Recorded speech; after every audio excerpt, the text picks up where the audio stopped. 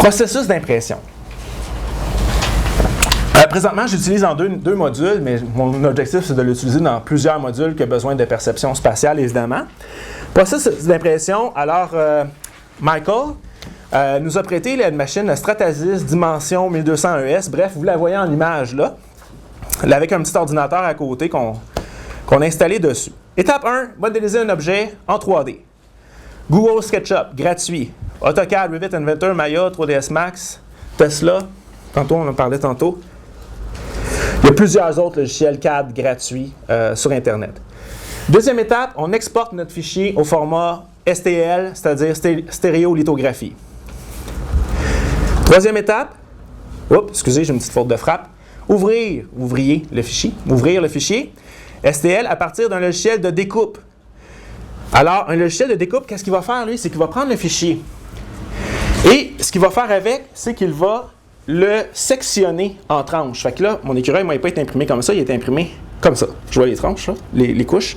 Fait que le logiciel, lui, prend notre fichier 3D, puis le découpe pour dire à l'imprimante, ben telle couche, c'est telle information, l'autre couche, c'est telle information, etc.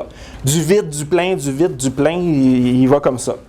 Alors, le logiciel qui va avec notre imprimante, nous, s'appelle Catalyst EX, mais il y a un logiciel gratuit qui est open source, qui est un logiciel qu'on peut prendre sur Internet gratuitement, qui s'appelle Slick 3R.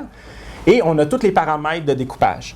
On ajuste les propriétés, les épaisseurs des couches. On peut ajuster les épaisseurs des couches de plastique. Le remplissage, est-ce que tu le veux en matériaux? Tu le veux-tu plein? Est-ce que tu le veux vide? Comme votre clé à molette a été imprimée vide, haute densité. C'est-à-dire qu'à l'intérieur, il y a des vides, mais il n'y a pas beaucoup de vide. Mais j'aurais pu faire vraiment vide, ou plein. Le temps de pression va varier. La quantité de matière. Quantité de matière égale coût. Le résultat aussi va varier. Alors, on peut changer l'échelle aussi. Excuse. Le vide, c'est pas dans AutoCAD que tu vas le faire? Non, le vide, oui, dans AutoCAD, il n'y a rien. Mais le logiciel doit calculer son vide pour savoir est-ce qu'il doit mettre un matériel de support à cet endroit-là, ou il est capable d'imprimer, si tu as juste un angle, un petit angle comme l'écureuil ici, là, le matériel de support, là, il remplissait pas tout l'intérieur. C'est comme une salière, fait qu'évidemment, il est vide à l'intérieur pour mettre du sel, mais il a mis du matériel de support, mais juste aux endroits où il sait qu'il faut que le plastique s'accote. Il sait que selon un certain angle, il peut imprimer un par-dessus l'autre sans mettre de matériaux de support. AutoCAD, tu ne peux pas lui dire ça, tu vas vraiment dessiner ta forme, mais dans le logiciel de découpe, c'est lui qui va calculer son matériau de support. À la limite, dans un logiciel comme Slick 3R, tu peux ajouter du matériel de support pour ce que tu penses qu'il va en avoir le plus de besoin. Essai-erreur, c'est encore expérimental quand même. Les modèles qu'on a, nous, là, c'est assez... c'est pas... comme le mur, par exemple, dans l'épaisseur de cette pièce ici, c'est la façon dont ça va être rempli. Ça se fait un peu comme un genre de honeycomb. Là, tu décides c'est quoi la densité de ton honeycomb pour faire le résultat que vous voulez, vitesse et aussi solidité et finition finale. Petite question aussi. Oui. Est-ce qu'on pourrait, au milieu du processus, dire on va mettre une partie de métal manuellement et après ça, continuer le processus? On pourrait poser l'impression, mais j'ai jamais essayé d'ouvrir le four. Là, il n'y a pas de four ici, on peut passer notre main à travers. La machine qu'on a, nous, à notre centre, c'est un four, ça garde toute la pièce chaude pour faciliter l'impression. Mais faire pause, défaire, mettre quelque chose, continuer à imprimer, j'ai jamais essayé de le faire, mais on pourrait essayer. Une des raisons que ce serait dangereux, c'est que les tolérances sont très, très petites. Et là, quand la tête va bouger sur ton surface, il pense toujours que c'est parfait. Quand tu vas poser ton pièce de métal, s'il dépasse de 1 mm, un point X de 1 mm, la tête, l'impression, il va passer par-dessus, il va la frapper, et là, tu risques de causer des problèmes avec ta machine, puis c'est pas recommandé pour ces raisons. Et de toute façon, ton corps en métal, pour moi, il n'y aura pas de fusion avec le plastique déjà. Non, mais... Il n'y aura pas d'adhérence. Ce qu'on pourrait faire, exemple, je pourrais imprimer une sphère vide, mais là, il faudrait que je fasse un petit trou pour que le matériel de support puisse s'évacuer, on va voir ça. Mais on pourrait imprimer juste sans le cap, mettre des billes de métal, puis continuer à imprimer. Vraiment qu'ils ne touchent pas la tête d'impression. Puis là, tu vois des billes de métal emprisonnées à l'intérieur. J'ai vu des vidéos de ça, là, des pièces emprisonnées, comme former un hochet ou quelque chose comme ça. On pourrait faire des pièces de plastique imprimées dedans qui ne se touchent pas aussi. Ça va faire un hochet aussi. Quatrième étape, configuration du plateau.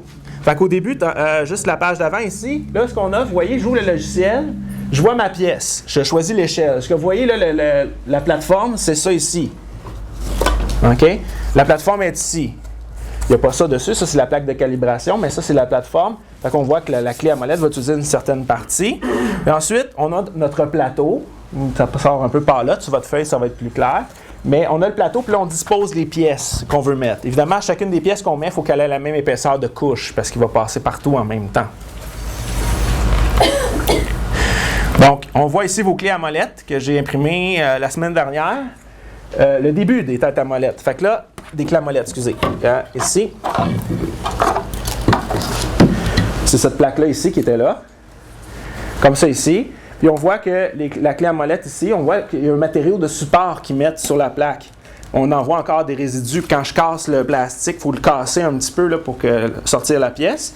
Et j'en ai une ici, je peux la faire circuler avec le matériau de... Je ne l'ai pas trempé dans l'acide encore, on va voir qu'il faut pour s'en débarrasser. Là. On va le mettre dans une solution, on va le voir ici. Mais on voit juste le début comme de la clé à molette ici là, qui est imprimée. Je peux le faire circuler comme ça va donner plus une idée. Essayez pas de tourner, là. Il y a même du plastique de support entre les guires ici. Là. Dans les espaces, ils mettent du matériau de support, sinon l'autre plastique toucherait l'autre plastique, puis là, ça soudera ensemble.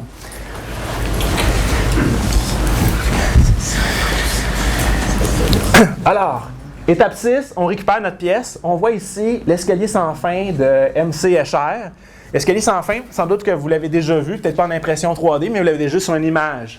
C'est un escalier qui tourne qui a l'air à tourner sans fin, mais dans le fond, c'est pas la réalité.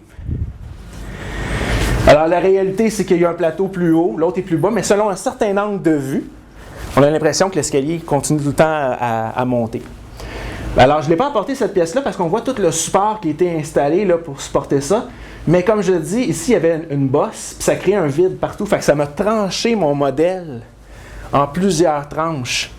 Fait que c'est ce qui est rendu comme un peu non fonctionnel. Je vais imprimer des pièces de remplissage, puis je vais aller les coller à l'intérieur. Ou je peux retravailler mon fichier 3D pour le réimprimer. Mais dites-vous que ça a pris 72 heures à la machine à imprimer. La plaquette que vous avez, c'est cette grosseur-là ici, là. Comme ça, là. Fait que le modèle est fait à peu près 11 pouces par 11 pouces par à peu près 9 pouces de hauteur. Alors, on retire le matériel du plateau. Il faut le forcer un petit peu. Ensuite, il faut faire tremper l'objet dans un bain d'ultrasons ou un bain à mouvement d'eau.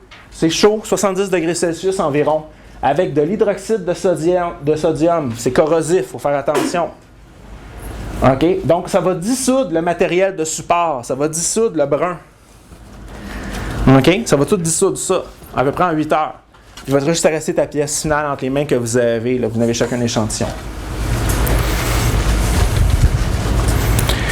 Alors, on nettoie, on passe la pièce à l'eau. Évidemment, elle va sentir encore un petit peu. Alors, on la sèche. Voyez-vous, là, c'est ça que je dis. Il l'a divisé en plusieurs petites sections. Ça, je ne l'ai pas apporté. Je n'avais pas eu le temps de tout le réparer. Alors, un produit fini, ou presque.